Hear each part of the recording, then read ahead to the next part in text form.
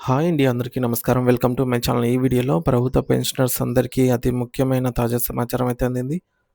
So, దీనికి సంబంధించిన పూర్తి వివరాలు ఈ వీడియోలో తెలుసుకుందాము. వీడియో అయితే ఎక్కడ కానీ స్కిప్ చేయకుండా ఎండ్ వరకు చూసేయండి. అప్పుడే ఇన్ఫర్మేషన్ పూర్తిగా అర్థమవుతుంది. అలాగే వీడియో చూస్తున్న ప్రతి ఒక్కరు లైక్ చేయండి ఫ్రెండ్స్. ఈ వీడియోని తోటి ఉద్యోగ పెన్షనర్ మిత్రులతో అయితే షేర్ చేయండి. కొత్తగా మన ఛానల్ చూస్తున్నవారు ఇంకా ఎవరైనా సబ్స్క్రైబ్ చేసుకోకపోతే వెంటనే మన ఛానల్‌ని సబ్స్క్రైబ్ చేసుకోండి. సబ్స్క్రైబ్ చేసుకోవడం వల్ల నేను చేసే ప్రతి ఒక్క వీడియో మీ వరకు రీచ్ అవుతుంది. ఇక ఆలస్యం చేయకుండా వివరాల్లోకైతే వెళ్ళిపోదాము. ఫ్రెండ్స్ ఇక విషయానికొచ్చినట్లయితే తెలుగు రాష్ట్రాలైనటువంటి ఆంధ్రప్రదేశ్ మరియు తెలంగాణలో నివసిస్తున్న ప్రభుత్వ ఉద్యోగులకు, ఉపాధ్యాయులకు మరియు ముఖ్యంగా విశ్రాంత పెన్షనర్లకు సంబంధించి అత్యంత కీలకమైన సమాచారం అయితే తెలుసుకుందాము. ఈ 2 తెలుగు రాష్ట్రాల్లో మారుతున్న రాజకీయ పరిపాలనా పరిణామాల నేపథ్యంలో ఉద్యోగ వర్గాల్లో అనేక సందేహాలు నెలకొన్నాయి. వాటన్నిటిని నివృత్తి చేస్తూ సుమారు 6 ప్రధాన అంశాల గురించి మనం లోతుగా చర్చించుకుందాము. మొదటగా ఆంధ్రప్రదేశ్ రాష్ట్రంలోని పెన్షనర్లకు రావాల్సిన ఆర్థిక ప్రయోజనాలు మరియు వాటి ప్రస్తుత స్థితిగతుల గురించి అయితే తెలుసుకోవడము చాలా అవసరము. ఎందుకంటే వేల సంఖ్యలో వృద్ధులు తమ సొంత డబ్బుల కోసం అయితే ఎదురు చూస్తూ ఉన్నారు కాబట్టి. మరి రెండవదిగా ఉద్యోగం చేసే మహిళల భద్రత మరియు వసతి కోసం ప్రభుత్వం తీసుకొస్తున్న నిర్ణయం గురించి అంటే రాష్ట్ర వ్యాప్తంగా మహిళా ఉద్యోగుల కోసం ప్రత్యేక హాస్టల్స్ వసతిని ఏర్పాటు చేయడం గురించి విపులంగా అయితే తెలుసుకుందాము. మూడవది తెలంగాణ ప్రభుత్వం ఒక విప్లవాత్మకమైనటువంటి మరియు మానవీయ కోణంతో కూడినటువంటి నూతన చట్టాన్ని తీసుకొని వచ్చింది. కన్న తల్లిదండ్రులను నిర్లక్ష్యం చేసే ఉద్యోగుల జీతం నుండి కొంత శాతాన్ని కట్ చేసి నేరుగా తల్లిదండ్రులకు ఇచ్చే ఈ చట్టం సామాజికంగా ఎంతో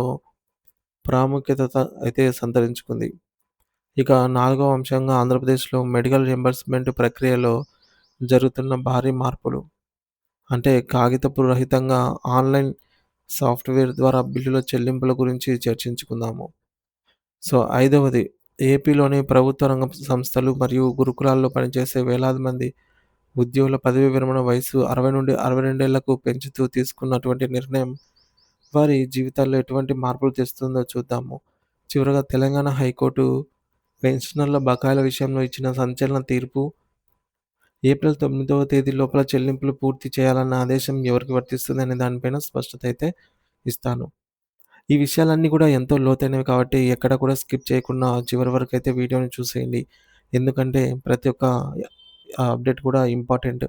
మీ భవిష్యత్తుకు లేదా మీ ఆర్థిక ప్రయోజనాలకు సంబంధించినదై ఉంటుంది కాబట్టి. ఇక విషయానికొస్తే ఆంధ్రప్రదేశ్ రాష్ట్రంలోని పెన్షనర్ల పరిస్థితి ప్రస్తుతం అత్యంత దయనీయంగా ఉంది. ఎందుకంటే గడిచిన 20 నెలలుగా వీరికి అందాల్సిన gratuity, encashment of earned leave మరియు ఇతర రిటైర్మెంట్ బెనిఫిట్స్ పెండింగ్‌లో ఉన్నాయి. ఒక ఉద్యోగి తన జీవితాంతం కష్టపడి పదవీ విరమణ చేసిన తర్వాత తన పిల్లల పెళ్ళిళ్ళకో లేదా అనారోగ్య అవసరాలకో వాడుకోవాలని ఆశపడేటటువంటి ఈ సొమ్ము రాకపోవడం వల్ల వారు తీవ్ర మనోవేదనకు గురవుతున్నారు. ప్రభుత్వం గతంలో అంటే అక్టోబర్, నవంబర్ మరియు డిసెంబర్ నెలల్లో ప్రతి నెల 24 లేదా 25 తేదీల్లోనే కొంత మొత్తాన్ని విడుదల చేస్తూ రావడంతో తమ వంతు కూడా త్వరలోనే వస్తుందేమో అని పెన్షనర్లు ఆశగా ఎదురుచూశారు. అయితే ఆ ఆశలు 2026 ప్రారంభంలోనే అడియాశలయ్యాయి. ఎందుకంటే జనవరి మరియు ఫిబ్రవరి నెలల్లో ప్రభుత్వం ఒక్క రూపాయి కూడా ఈ బకాయిల కింద విడుదల చేయలేదు. మార్చి నెలలోనైనా మార్పొస్తుందని ఆశిస్తే ఈరోజు 25వ తేదీ దాటినా ఖజానా నుండి ఎటువంటి ఊరట లభించలేదు. దీనివల్ల పెన్షనర్లు ఆర్థికంగా తీవ్ర ఇబ్బందుల్లో కూరుకునిపోయారు. ప్రభుత్వం కనీసం ఒక నిర్దిష్టమైన తేదీని ప్రకటించకపోవడం వారి నిరాశను రెట్టింపజేస్తోంది.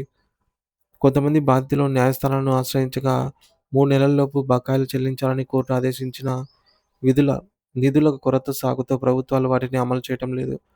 ప్రస్తుత సమాచారం ప్రకారం 2024 జూన్, జూలై నాటికి రిటైర్ అయిన వారికి మాత్రమే కొంతవరకు చెల్లింపులు జరిగాయి. ఆ తర్వాత వారి పరిస్థితి అగమ్యగోచరంగా ఉంది. మరోవైపు మహిళా ఉద్యోగుల సంక్షేమం కోసం ఆంధ్రప్రదేశ్ ప్రభుత్వం ఒక మంచి నిర్ణయం తీసుకుంది. అదే సఖీ నివాస్ పేరిట వర్కింగ్ ఉమెన్స్ హాస్టల్‌ను ఏర్పాటు చేయడము. రాష్ట్ర వ్యాప్తంగా సుమారు 30 ప్రాంతాల్లో ఈ హాస్టల్స్‌ను నిర్వహిస్తున్నారు. ఇక్కడ ఉద్యోగం చేసే మహిళలకు సురక్షితమైన వసతి దొరుకుతుంది. ఒక్కో హాస్టల్‌లో కనీసం 30 మంది మహిళలకు చోటు కల్పించడమే కాకుండా, చిన్న పిల్లలు ఉన్న తల్లిదండ్రుల కోసం క్రీచ్ అంటే శిశు సంరక్షణ కేంద్రం సౌకర్యాన్ని కూడా అందుబాటులోకి తెస్తున్నారు. దీనివల్ల ఉద్యోగులు తమ పసిబిడ్డలను సురక్షితమైన చేతుల్లో ఉంచి నిశ్చితంగా ఆఫీసుల్లో పనులు చేసుకోవచ్చు. మహిళా సాధికారతకు ఇది ఒక గొప్ప ముందడుగుగా పరిగణించవచ్చు.